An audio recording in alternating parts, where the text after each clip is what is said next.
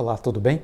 Bem-vindo ao canal Viver de Renda. Se inscreva no canal, deixe seu like e compartilhe com os amigos. 1.100 vídeos aqui à sua disposição. Maratone todos, faça a linha do tempo, desde julho de 2020, quando começamos a publicar. E por que isso é importante? Porque os vídeos eles se intercalam, eles se conectam entre si. Então, o vídeo 80 faz menção a algo que falei no vídeo 50. É importante fazer a linha do tempo para você acompanhar a evolução do raciocínio dos conteúdos aqui disponibilizados. Isso é fundamental. É como se você fosse ler um livro. Não adianta você pular as páginas, porque você pode perder partes importantes da história e depois ter dificuldade de entender. Se você usar esse método, você vai ter um aproveitamento melhor de todo este conteúdo aqui disponibilizado, pode acreditar. Bem-vindo ao canal Viver de Renda, se inscreva no canal, deixe seu like e compartilhe com os amigos. Sou Clóvis Faleiro, formado em administração, consultor de empresas e investidor na Bolsa desde 2006. Aqui eu compartilho as minhas experiências, as coisas que eu vi, vivi e aprendi.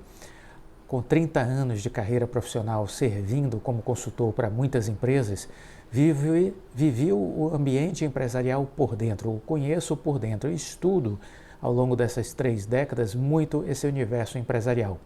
Portanto, eu acredito que isso é um diferencial que trago e coloco aqui à sua disposição. Investir é investir em empresas. Você, quando compra uma ação, você está comprando uma parte de uma empresa. Portanto, entender a lógica da empresa é essencial. Sem isso, a chance de termos sucesso é muito remota.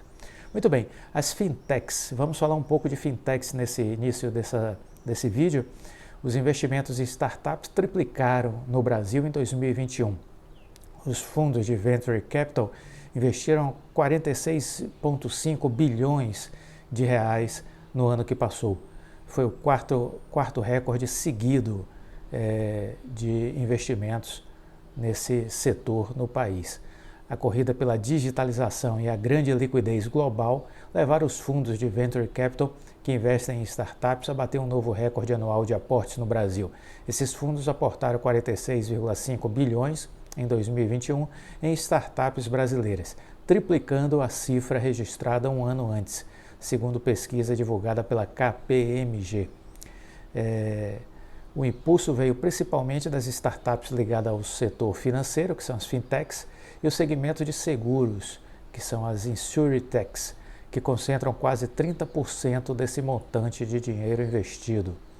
A lista dos 10 maiores aportes em startups realizados no ano passado mostra bem esse domínio, com 4 operações ligadas ao setor financeiro. Como resultado da grande injeção de liquidez nas startups, o Brasil teve uma avalanche de novos unicórnios, como são chamadas as empresas que passam a ter uma avaliação de mercado superior a US$ 1 bilhão. Entre elas estão a Madeira, o Mercado Bitcoin, o C6 Bank, a Facile e a Olist. Já os fundos de Private Equity, que investem em empresas mais maduras, foram na direção contrária, segundo o levantamento feito pela KPMG. Os investimentos dessas gestoras no Brasil caíram 19%, enquanto 19%. Os recursos aportados foram 7,3 bilhões de reais. Isso vem em linha com os fracos indicadores econômicos locais. O problema aqui é a falta de confiança no avanço do produto interno bruto. Hoje o mercado prevê um crescimento fraco para 2022. O Venture Capital é menos sujeito ao crescimento da economia.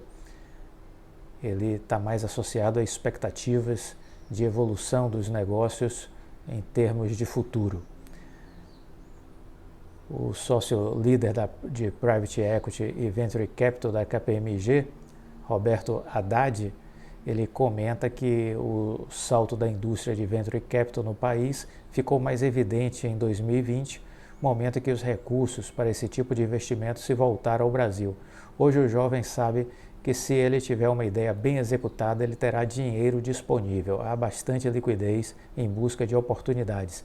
De acordo com ele, os fundos dedicados a negócios em estágio inicial devem continuar aquecidos nesse ano, sendo que ainda há muitos setores a serem explorados, como as agritechs, as startups ligadas ao ramo agropecuário e as health techs ligadas à saúde. Além disso, o especialista aponta que esse segmento é menos sensível aos percalços da economia e se abala menos com aumento de juros, taxa de câmbio ou tensões políticas. A disparada do dólar passou a ser um problema para os fundos voltados às grandes empresas que fizeram investimentos há alguns anos no país. Isso porque o fundo que comprou um negócio na época de câmbio a R$ 3 ou R$ 4 agora pode perder dinheiro mesmo se vender o negócio por um valor superior em reais. Na conversão para o dólar, para pagar a matriz, o negócio corre ainda o risco de valer menos do que o valor originalmente pago. O câmbio é o nosso gargalo, essa incerteza é o nosso calcanhar de Aquiles. Agradeçamos aos políticos, né? Sempre. Porque essa deterioração de expectativas no mundo financeiro e no mundo empresarial sempre pode ser colocada no colo dos nossos políticos. Aqueles que estão sempre no governo federal e aqueles que estão sempre no Congresso Nacional. São os dois âmbitos que podem fazer um país melhorar do ponto de vista de regulamentação, de melhoria de ambiente econômico, de criação de mais certezas e menos imprevisibilidades. E quando você vê o governo federal e o Congresso Nacional não contribuindo para isso, obviamente o mau humor pesa e não adianta ficar rangendo dentes, porque ninguém está aí para o seu ranger de dentes.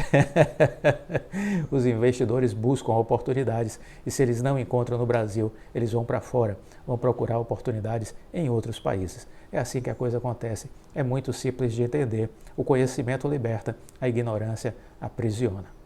Muito bem. Complementando esse vídeo de hoje, saiu uma matéria na Suno Notícias, o IBR3, por que as ações subiram tanto nos últimos dias? A Genial responde. Vamos ver o que a Genial falou. Nos últimos dias, as ações chegaram a valorizar cerca de 26%, registrando um aumento significativo. O analista Gabriel Tinen, da Genial Investimentos, diz que parte desses ganhos são reflexo de alguns rumores e especulações do mercado financeiro. Em relatório distribuído na semana que passou, o analista cita que o primeiro rumor foi em relação a uma possível adesão de novos interessados na compra de ativos móveis da Oi, o que acirraria a disputa tanto pelas faixas de frequência da companhia quanto pela base de clientes. Também especulou-se no mercado sobre uma reunião que ocorreu com responsáveis jurídicos da TIM, Vivo, Claro e Oi, com Alexandre Cordeiro, que é o presidente do CAD. A venda do imóvel é o próximo passo da companhia para a saída da recuperação judicial e por isso seria vista com tanto interesse pelo mercado. Além disso, a situação de caixa da companhia começa a se complicar em 2022, visto que o aumento de custos com a inflação e o dólar pressionam a empresa. Ao fim do terceiro trimestre, a companhia estava com 4 bilhões em caixa e a dívida líquida totalizava quase 30 bilhões de reais. No aditamento do processo de recuperação judicial da Oi, houve a separação dos ativos em 5 unidades produtivas isoladas e essas unidades de torres e de data center foram vendidas e a empresa espera a conclusão dos negócios relacionados aí a Infraco, que é a Vital hoje, e a Oi Móvel. A Infraco já foi concluída, sua análise e aprovada no CAD, falta a Anatel. E a Oi Móvel aguarda tanto a decisão do CAD como da Anatel. A venda do Oi Móvel representaria para a empresa uma injeção de 16,5 bilhões de reais, com mais o da Infraco, um aporte de 12,9 bilhões de reais. Estamos falando, portanto, de quase 30 bilhões de reais que poderiam estar entrando no caixa da Oi, recursos suficientes para que a empresa arcasse com suas dívidas e encaminhasse o processo de saída da recuperação judicial, até então prevista para março de 2022. Porém, o processo está travado por conta da recomendação de aprovação da Superintendência do CAD, que foi dada com alguns ajustes, algumas condicionantes que foram negociadas com as empresas para mitigar os riscos concorrenciais. A autarquia tem até agora fevereiro para concluir o processo. a Oi Móvel possui 16% do mercado de serviços de telefonia celular no Brasil, o que é pouco, né? A Vivo hoje domina quase 33% do mercado, a TIM 21% praticamente e a Claro 28% mais ou menos.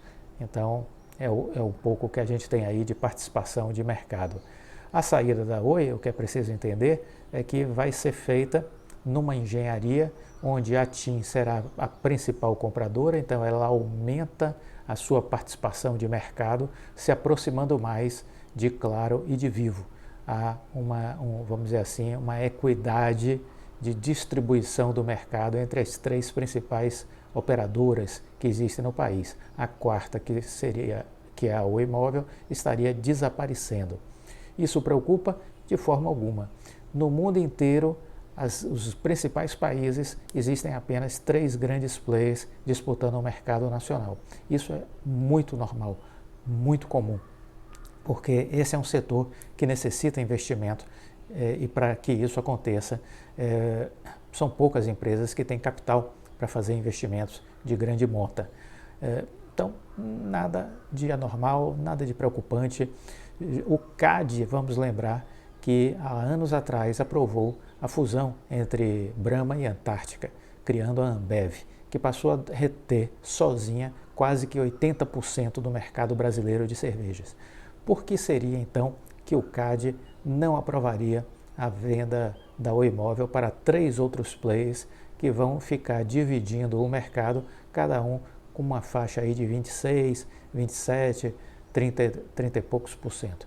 Não tem o menor sentido, não há nenhuma razoabilidade que justifique o veto do CAD a essa transação. Ainda mais que algumas condicionantes foram propostas pela Superintendência Geral do CAD e que as empresas aceitaram. Ou seja, o que esperar do CAD em fevereiro? A aprovação do acordo já feito entre a Superintendência Geral do CAD com as empresas, no caso da venda da Oi Móvel. Há de se lembrar que, inclusive, a área técnica do CAD, ou seja, o pessoal que se dedica ao estudo, à análise, aos aspectos, vamos dizer assim, mais detalhados do efeito do negócio no mercado, essa área técnica produziu um extenso relatório recomendando a venda da Oi Móvel. Então, nada do ponto de vista de expectativas nos preocupa. Do ponto de vista objetivo, considerando os trabalhos, os estudos feitos pela área técnica do CAD, olhando o histórico de posicionamento do CAD, vendo que o CAD já aprovou atos de concentração infinitamente superiores a esse, que foi o caso, por exemplo, da Ambev. Não há de se ter nenhum temor com relação ao que o CAD vai fazer agora em fevereiro. O que se critica em relação ao CAD? O tempo. A Ambev foi aprovada em 9 meses.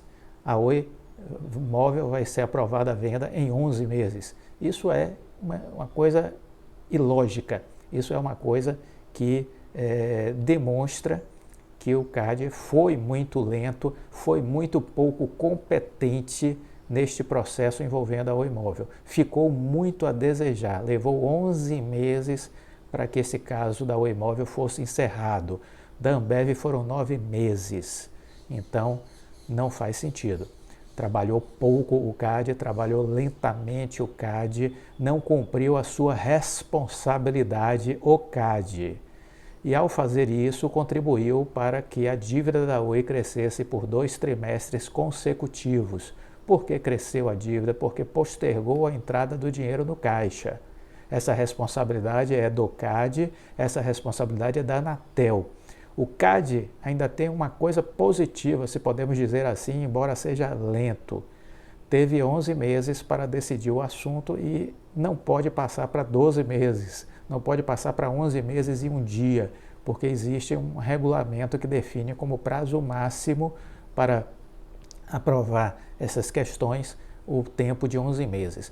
No caso da Anatel é pior, porque na Anatel não há prazo. E eu aprendi isso com um grande empresário há muito tempo atrás. Trabalho sem prazo é trabalho não levado a sério. Então, nenhum ambiente público deveria poder trabalhar sem ter prazos. Isso é uma prova de que a máquina pública brasileira não presta, não presta. É deficiente, é incompetente e é irresponsável. Irresponsável, essa é a verdade. Não há o que se discutir sobre isso. É preciso mudar, é preciso exigir mudanças. E quem pode fazer isso? A sociedade brasileira. São as empresas, são os empresários, é a sociedade civil organizada, utilizando dos seus poderes, entrando na justiça, pedindo, apresentando propostas populares, de iniciativa popular para o Congresso Nacional votar, entendeu? É preciso articulação, é preciso mobilização, é preciso pressão. O brasileiro ainda não sabe fazer isso, o brasileiro não aprendeu a fazer isso e continuará a reboque dessa turma, entendeu? Continuará a reboque dessa turma. Muito bem, então esse foi o vídeo de hoje. Se gostou, deixe o seu like, compartilhe com os amigos, fique com Deus e até a próxima. Tchau.